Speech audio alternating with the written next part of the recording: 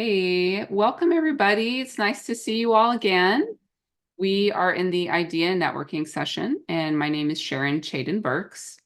And I'm so happy that you are with me today for our two new guest speakers. We have Scott Schmidt and Elsbeth Seymour. It's Seymour, right, Elsbeth? Yep. Yeah. Excellent. So as they're talking, feel free to write down your questions. We will have time in breakout rooms for you to chat with the guest speakers. I will also stay out in the main room, so if you have questions for me and want to chat with me, you're welcome to do so. We'll hear from our guest speakers for about 15, 20 minutes. Usually it's about 7 minutes-ish per guest speaker, and then we'll head to some breakout rooms and we'll end with a whole group Q&A. So, Scott, you are first. Let me hand it over to you. All right. Well, hello, everybody. My name is Scott Schmidt. Um, I know this is a networking event for, if I remember right, primarily for teachers who may be looking to transition into learning and development. That's exactly what I did. So I thank you to Sharon for allowing me to share my experience and also for answering all of my many LinkedIn messaging questions that I had for her today to make sure I was ready for this. Gosh, where do I start? Well, I'm a Midwesterner. I've been in the Midwest my whole life, grew up in Southwest Iowa, and I'm now in the northern suburbs of the Twin Cities in Minnesota. And let's see. So when I went to my undergrad, I thought I was going to be in marketing, and then realized, you know what? I think I got this itch to teach. My both of my parents were teachers, and so I kind of knew that life. And I got I got a couple months before graduation, and I told my parents I think I might actually want to be a teacher, and they're like, "Why? What are you doing? Why would you want to do that?" But they supported me, so then I had to do a couple more years of school, and was a fresh-faced teacher in the 2005-2006 school year. It was kind of a whirlwind. I got hired a week before school started. They had just approved a new position in my area, and they called me up. They're like, "Can you do an interview?" Yep. And so then I started, and I really, really enjoyed my teaching career. I taught business and marketing classes.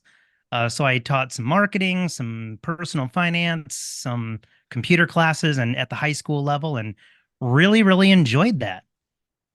Um, and it really was going great. I had a good department. The school was great. The administration was pretty good. And I just, as I went further and further along and got further and further into my career, I was getting what a lot of teachers are having now. It's just starting to be the burnout, all the extra things that teachers have to deal with besides just teaching and connecting with kids, which is the best part, which is why I think a lot of teachers go into teaching in the first place. And it was just really starting to wear on me. I started to realize that I was tired all the time. I was not feeling well a lot. Um, and then I also, interestingly enough, I actually met my wife at the school where I teach. We were both new teachers the same year. She was in math, and we both were starting to kind of feel like maybe it was time to get out. That was right around 2016, I believe. And so my wife said, "I want to go get a PhD." So I said, "All right, fine. You go get a PhD. You go ahead and quit. I will pull up the slack here while you do a PhD." But I said, as soon as you get that degree and you get a job, it's my turn to be done teaching. And so that's exactly what happened. She got her PhD. She got gainfully employed. And then it was my turn to get to leave. Thankfully, I was in a position where I could do that. She found a well-paying job that could support our family. We also have a daughter, and so I resigned after the 2021 school year. And of course, that was a couple years of pandemic teaching, which of course was no fun. Actually, I should say this. This is one of the reasons I knew that it was time to maybe get out of teaching. My school was on a trimester schedule. And then when they shut it down for third trimester and said everybody's going distance learning, I was rejoicing. I was thrilled. That's how burned out I was. And I was, yeah, I know. I was like, Sharon's like, oh my gosh, what is going on? And I'm thinking, this is fantastic. I love this. And then I get a couple weeks in and I'm like, wait a minute, that's not good. I should not really be enjoying this that much. So fortunately, I was able to resign my job at the end of the 2021 school year. And then it was time to figure out what the heck I was going to do. So I did. I took, let's see, gosh, I took about half of the next school year and just really didn't do much of anything. And that was great. Good chance to recharge the batteries. Um, but then I started to feel like I gotta do something. So I started substitute teaching at the middle school level, and subbing is really not a bad gig at all. I just wish it would pay more because I got to do all the fun things with teaching, right? I got to connect with kids, didn't have to do any grading, didn't have to do any lesson planning. I just got to go home at the end of the day after, hanging out with the middle schoolers and connecting with them. But then while I was doing that, I was just I literally Googled jobs for former teachers or something like that. And instructional design came up. And I'm like, oh, I wonder what that is. And I looked into it and I'm like, this is exactly what I need. This is exactly one of the things I loved about teaching, which was designing learning experiences. I developed all of my own curriculum at my school. When I got hired, they're like, hey, can you teach this? I'm like, yeah, I can teach that. And they're like, great, we don't have any materials for you. So good luck. Have fun with that. So I literally developed all of my own curriculum. And that's where I really found passion um, for designing learning experiences. And so I really like that. And so when I found this instructional design thing, I'm like, that's for me. I came across if some of you may already be familiar, I came across Devlin Peck, who is an instructional design influencer, I would say. I came across his YouTube videos and just really took a deep dive. And I felt like, you know what, this guy kind of is right up my alley. He offers a boot camp for people that want to transition, especially from teaching into instructional design. And it was quite a financial investment, but I thought, you know what? I could try to figure this out myself and make a ton of mistakes, and it's going to take me twice as long. Or I can make an investment in myself, and I could make an investment in myself, go through this boot camp, figure out how to do this the right way, and get a job much faster than I would otherwise. So I joined that boot camp in of 22, November of 2022, and it was the best decision for my career move, hands down. I excelled in it, and actually, Devlin asked me if I would join his team. And so I started out as just I got really good at Storyline, Articulate Storyline, which is software that I hope every instructional designer should at least be familiar with, even if you're not an expert. But I got really good at that. And he realized that. He said, I want you to come in on my team as a storyline support person. And I'm like, well, I don't have any other employment right now, so let's do it.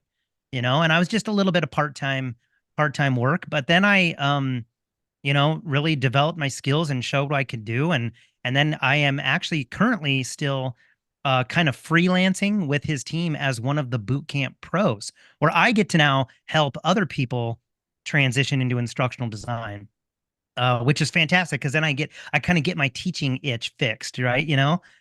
Because I get to work with people and help them learn and things like that. So I finished the boot camp. I developed my portfolio in March and started applying for jobs. And of course, I think which many of you already might be familiar with this. Lots of not hearing back from anybody. Lots of no thank yous. We think we're going to go in a different direction. And I'm like, okay, this is part of the process. It is what it is. I'm all right. We're doing okay. And then I just happened to see somebody make a post on LinkedIn saying, hey, I need some e-learning developers. Who wants it? Who wants to work with me? And I'm like, I'll take a shot at it. And so my portfolio is what really landed me my first contract job, because I didn't even do an interview at all. She looked at my portfolio, saw my projects, and said, yeah, that's what I need. Let's do this. And so I got my first contract job. It was so developing an e-learning course in Storyline, and it was a 6-week deal. And she said, you know what, if it works out, we can keep giving you more courses and you can just keep going. So I got selected for that, and I got started, and a week later I got an interview for a job, a full-time job. I'm like, all right, well, that's cool. Interestingly enough, it was with the Minneapolis Public School District. And I'm thinking, what is going on here? School districts? They want instructional designers. I've heard of higher ed wanting instructional designers, but not a K-12 school district. Well, the Minneapolis Public School District, as you might imagine, is quite large. There's lots of employees, which means there's lots of training needs in all areas, we're talking, payroll needs training and finance needs training and the custodians and HR and really just all those like central office type departments, they need training. And so that's what my team does. So I got hired. I got chosen for that job. And so for the first, 2 or 3 weeks, I was kind of doing two full-time jobs. I was trying to finish that e-learning course and do my full-time job. And I was very upfront with them. I'm like, listen, I got this other thing I got to finish up. It's gonna take up a lot of my time. They're like, no problem. Do what you got to do. And so yeah, so now I'm an instructional designer at a K-12 school district, public K-12 school district, and I love it. It's awesome. One of the things I especially feel so fortunate about is I was a teacher, and I'm a very strong advocate for public schools. And this is gives me a chance to um, provide my services and share my talents in the public school setting. I'm no longer in the classroom. I have nothing to do with the students at all anymore. But at least I get to help influence how things run in a school district. So it's my job is 4 days remote and 1 day in the office. Thankfully, it was a hybrid position. Thankfully, I live close enough to the Twin Cities that I could make that work. But yeah, that's really kind of how I landed into instructional design. I did go through. I got hired at the end of July, so and I finished my portfolio in March, so it was a good 4 months of applying for jobs and getting rejected or not hearing anything back. And but now I feel like I said, I feel very fortunate to have landed a job in instructional design. And one thing I do want to, I'm going to kind of wrap it up here, but one thing I do want to tell people, if you see on LinkedIn or you hear people say, you know, just you're going to get all these rejections and you just stick with it, your job will come. I sometimes it can be like, yeah, I got it, whatever. This sucks. I'm not hearing anything. It's true. It's totally true. That one job is going to find its way to you, and it's gonna work out. It may not be the place where you land for good. It might not be a long-term solution, but something's going to come along that's going to be a good fit. That's going to be a good fit for you. So, yeah, I think I'll go ahead and leave it at that. But I will look forward to answering any questions here as the evening goes on. Beautiful. I love it. So true. I've said that before, it'll happen. I know it's very frustrating in the moment when you just really need the income to start coming in when your savings are depleted. Elspeth, I'm going to spotlight you and it's all yours. Okay. Hi, everybody. Glad to be here. I started my transition probably around the same time. I think during the pandemic was probably my burnout period. I had started actually as an instructional assistant in special ed. I hated school, did not enjoy it. I'm neurodivergent, did not fit into that kind of box. And people always told me I would be a good teacher, and I was like, no, no, no, no, no. Did instructional assistant, and I just fell in love with special ed. I immediately knew I could do things differently, could do how I wanted, I could create my own content, things like that. And just went full force into it. I think I was an instructional assistant for probably about 3 years, and then I finally got my teaching credential and started moving into teaching middle school and high school special ed in California. Which is a little bit different because you're a subject matter expert, essentially in English. And so I would teach English to 6, 7, and then also 11th graders. And I was lucky enough to be at a school that was trying to become a Microsoft showcase school, and we were a Microsoft district. And so I started to use accessibility tools in my classroom and found that we were gaining my kids were about during testing time, improving their scores like 3 times over. And so Microsoft started to kind of take an interest into that as well, and the district. We became a Microsoft showcase school, and I just kept pushing and gathering as much as I could. I was doing some Microsoft stuff. I got asked to be an independent consultant for basically a company that contracts through Microsoft, and just kept kind of going from there. And I kind of hit a ceiling because in school districts, it's all about tenure. And I'd only been there for about 5 years, but I was like, I want more. I want to keep going.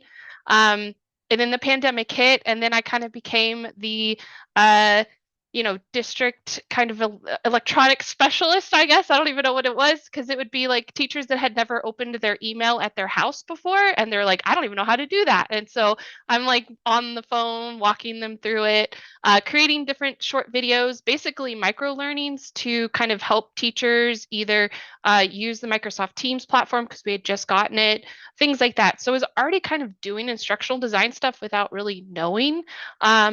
But I just really loved it. I was building videos for my classroom, doing documentaries like on Minecraft and using Minecraft in my classroom, and demonstrating the impact on that. So just kind of dabbling in a lot of that content creation space. I was always a gamer, so that's kind of where I'm used to creating memes and videos and spinning up websites. And so I was lucky enough to kind of have that background. When I moved to Oregon, it's much different in special ed up here. For one thing, I was mild to moderate, so I was more dealing with like processing and just kind of help using accessibility in the classroom. In Oregon, I can literally teach any type of special ed, so it was a lot different. And then I was more of a case manager. I wasn't teaching English, and I started to kind of get sad that I wasn't teaching like I love to do. And so think about halfway through 2022 or 2020, I think it was, I started to look at things online. I think I joined LinkedIn. I was going to go into maybe more accessibility consulting because I was doing some of the ed tech conferences and some of the special ed conferences, presenting on Microsoft accessibility tools. And then I found instructional design. And quickly I had found Tim Slade's Academy and just decided, okay, I'm a single mom. I can't do a lapse. I can't not work. So how am I going to do this? So in January, I decided to make a plan, a 6-month plan. And I first contacted my college because I was finishing my master's in educational technology at Boise State, and found that they actually have a workforce learning certificate program and master's program. So I reached out to them and said, this is what I want to do. I want to make this big career change. I'm 30, almost 40, but this is what I want to do. And so they were able to kind of help me change out some of my core classes from K-12 focused to more adult learner focused, which really helped, and kind of just get me a foot in the door.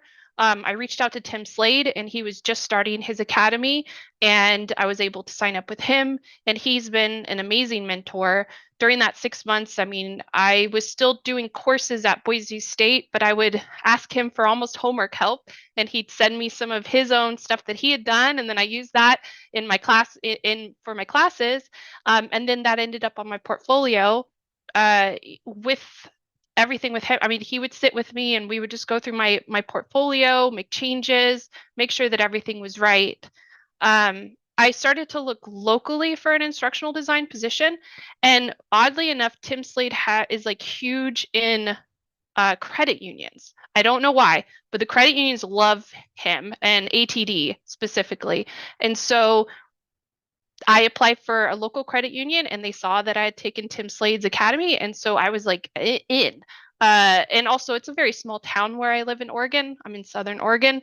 So they were just like, yeah, we'll give you a shot. So I started to work there. I found the content super dry because it was a bank. It was just a lot of loan information and things like that. But it was a great place to just start to build my process as an instructional designer, get experience, Everything that I did there within like 2 or 3 months, I was putting it into my portfolio.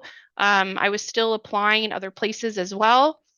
And then luckily, in one of the teacher transition LinkedIn groups, someone was like, "Hey, we're looking for an instructional designer." And it was a contract position. So I was like, "Hey, I was suggested," and she liked my portfolio. She liked my LinkedIn because I had done a lot of work on both of those things. And yeah, networking has been amazing. And I was able to find a position at Apple. And it was, at first I thought it was a scam. I was like, this is not real. I haven't found myself in the middle of Apple at the information security department. This is a scam. They're like, no, we're going to mail you the laptop. I'm like, where? I might have to send you money. Like, this is a scam. I know it is. And it wasn't. It was a contract position. I started out, it was very boring. I was just editing decks for basically security awareness training for managers and internal employees. It was not a lot of work, and that was very hard to transition because I was so used to teaching, which is like 80 hours a week, like all the time. And that was I was like, are you sure I'm not gonna get fired? I'm not really that busy. And it was like they didn't want you to ask for more. They just wanted you to do the work they gave you. So it was a transition. But I really enjoyed it. And luckily, probably within about 6 months, they actually created the education department for the information security department at Apple. So I got to move over there, work with two amazing ladies that had so much technical experience and technical training experience. I started to work on like compliance, um, kind of working in all of that. And it's kind of one of those things where we talk about the theory of instructional design, and a lot of times in the classroom it's like, this is, you got to have your process and you got to have these programs. Well, it is completely different at every place you go to. uh, every place I've gone to, they've had different authoring tools, they've had different video tools, they've had different graphic design tools. It's all different. But it was a lot of a great experience, and I really enjoyed it. I just kept kind of reading about microlearning. I got really into Ruth Clark and all of her work as well, especially with technical training. I was able to work on some really cool projects, specifically around compliance and physical and security as well. Interviewing SMEs across Apple was just amazing. And there they have about 4 different LMSs, depending on what type of employee you are. So it was a lot of just being ready to adapt, which as teachers we're very good at. And so, flying by the seat of your pants, which teachers are very good at. So it was a lot of things that I had been doing, and I just kind of kept going from there. Um, I think about almost at my 2-year mark at Apple, they wanted to have some people come back to the campus, and I was like, I can't do that. In Southern Oregon, it's just not going to work for me. So I did start to look. I was able to find a position at Pantheon, which is basically a WordPress and Drupal startup. And so I started to work there, and I did a lot of technical instructional design. And that was really where I wanted to be, was in the technical sphere, in tech, essentially. I worked there. My first week was, I think, let's see, 2022, I think, December 2022. My first week, they had a 3% layoff. And then moving forward, every about 3 months, they had another layoff. We survived until July of 2023. And then my whole education team was actually cut, including documentation. Our department had everything. It was crazy. From there, I kind of just started to float, trying to look for different positions. It's been really tough this year. So if you're in that market, I hear you. You're not crazy. This is probably the worst market I've ever seen. Like before, uh, in 2020, 2022, all the way, I would say that it was really easy to find contract positions. They were pretty high paying. It's gotten significantly harder to do that. It's not impossible, it's just harder. And I just want to say that, not to discourage anyone, but just to validate if you've been experiencing that. or if you're thinking about making that move, just make sure that you have a plan and you're being aware, I guess, with that. I was able to pick up a contract just recently, and so I was able to move into more AI and data ingestion, data streaming, which is just a really, really cool field. And all of that experience has really helped. I get reached out now. People will say, like, hey, I think you'd be really great at this role, and you have all this experience. And that's something new that I really appreciate. But it has been because I've done, internal enablement. I've done external enablement, customer enablement, essentially. So training customers on how to use a product. Uh, I just keep building my portfolio. Right before my layoff in July, I was like, I see the writing on the wall. I'm going to start working on it. And I did a complete rebrand. I changed all my colors, went back through and kind of changed how I presented a lot of my projects so that it's a whole page. I go through the tools I'm using. I have videos and things like that. And then most recently, I've also added an actual instructional design process page, which has really helped as well because I can point hiring managers to that, or during the interview, I actually have my website pulled up with the instructional design process so that I can kind of glance over while I'm talking through a question, usually related to what my process is. And so that's been really helpful as well. Um, I'm currently interviewing with a couple different places, so hopefully something will come up soon. But yeah, it's been a really kind of rocky but fun road. I don't think that I would change it or go back at all. And I miss the kids, but I don't miss just the stress and the amount of paperwork I was doing as a special ed teacher. So yeah, that's kind of my journey. Awesome. I definitely, resonate when you said is this okay? Am I going to get fired? I'm not doing enough. I went into a position right after I was teaching that was like that, where it's mostly like, we just want you available for when the moments come that we need someone. And that, like you said, Elspeth, that was definitely a transition because I was used to being saddled and double saddled and triple saddled with work beyond that just never ended. So I get it. All right. Let us pause here and do some breakout rooms. Okay, welcome back, everyone. Before we jump into whole group Q&A, I need to let you know that the next time we will be meeting is April 2nd, 2024, 7 to 8 p.m. Always try to do these on a Tuesday from 7 to 8 p.m. Eastern. Let me grab the registration link for you and put it in the chat. So if you want to get that squared away, so we'll definitely see you next time, you can do that before we wrap up here today. There's the registration link. Okay. I'm going to go ahead and open it up for whole group Q&A. Make this gallery so I can see people. There we go.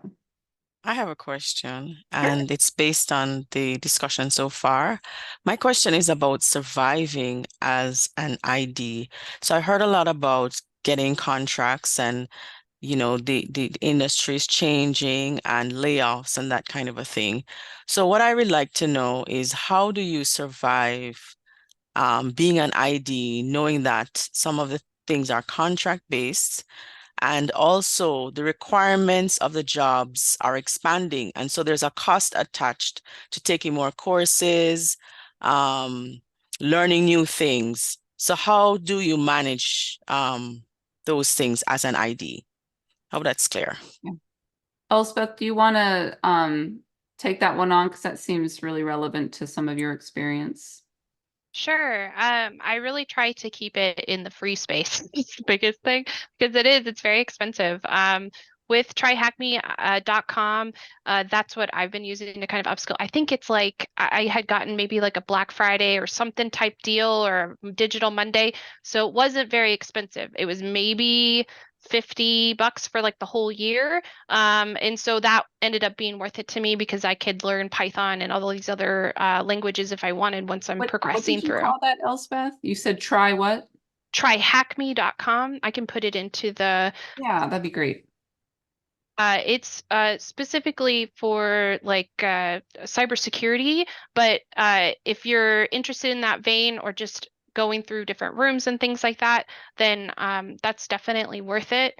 I would say, let's see, I'm trying to think of what else. Just the books, I would buy maybe a book a month and just kind of go through that. Micro learning is really one. I think there's a book on micro learning that I was reading. Um, Different books and they're all Kindle based, so try to keep them as cheap as possible. And then also, I still log into my master's level program account and then download peer reviewed papers. That's a big one. A lot of the ATD is kind of expensive, but there are some just general journals that have things for free, articles for free that are evidence-based. And then I'll use those as reference points as well whenever I'm in an interview or something like that. But yeah, I definitely try to keep it as cheap as possible. I think Corsair was another one. Corsair, I've used them right now with LinkedIn Premium. I can get into their LinkedIn Learning as well. So I was actually in an interview recently, and the hiring manager created a course on LinkedIn Learning. So I took that course specifically so that I could reference it if I needed to during the interview. But I think that it's hard because now that I've found myself in this kind of technical space, I'm considered not technical enough sometimes, but then I'm also too technical sometimes. Like if I apply for a healthcare place, I've interviewed, they're like, "Whoa, we can't pay you like tech," and I'm like, "I know, it's fine. I just need a job." And they're like, "Well, I think we're gonna go with someone that has more healthcare experience." I'm like, "Ah!" So it is one of those things where if you uh, it's probably better to keep a general level or figure out what is interesting to you. Like I didn't like banking, but I know that there are IDs that I worked with that loved the banking world. They wanted to talk about stocks and bonds and accounts, and that was their thing. And I've had a lot of interviews where if you're not excited about the topic that you're teaching, even if it's which doesn't make sense because we should be probably not tied to our subject matter, but they'll say like, well, you don't seem as excited about this as if you were a teacher when you talk about teaching. And I'm like, well, it's different, and that's kind of progressed. So figure out what I guess lights you up or what you're interested in and move forward with that. I would say that healthcare is a great place to go currently. So if you start taking any courses that you can find online that might be related to healthcare and build that knowledge, that would be helpful. There's some other industries. I think banking is still doing really well, and they're really adept to, especially credit unions, to hire teachers. I think there's just a connection there. So just kind of finding what you're interested in. Insurance, exactly. I mean, that's another one that's really well. I will Google, honestly, I Google all this year. I've been Googling what industries are not firing, what industries are growing, like, and that's all the research that I put in too. And then you can kind of find your path that way, and then build your portfolio out on some of those projects. I just had a contract that was offered. That was going to be for a banking institution, so they were very excited that I had a banking uh, thing on my portfolio that I could show because that was going to show value for the contract. So figure out what you like, and then also what's going to give you the most stability if you're interested. Otherwise, a lot of people don't mind contracting. They like the freedom in that. So you kind of have to figure that out too. For me, I'm a single mom. I just want something that's going to pay me and I get a paycheck. I don't want to have to, I don't really want to go on a manager thing. I just want to do my job.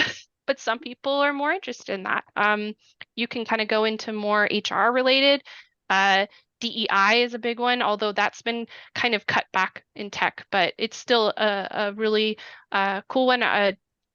The Washington State their human services, they were hiring for a DEI instructional designer. I interviewed for that one, and it was a huge paycheck or pay cut for me, but I ended up not even making it through like after the screening call, just because all of my experience was tech, and they were really looking for someone that had experience doing live trainings and e-learnings that were around like DEI. So figure out what you like, do it the cheapest way possible. Is my motto, I guess. Agreed. Thanks. What other questions are out there?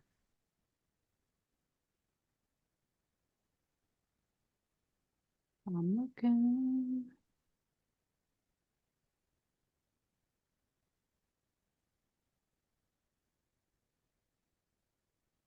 If you have any book recommendations, we probably all love to learn. We're in this field, so feel free to put book recommendations in the chat.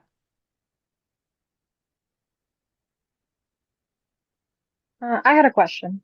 Yeah, Caroline.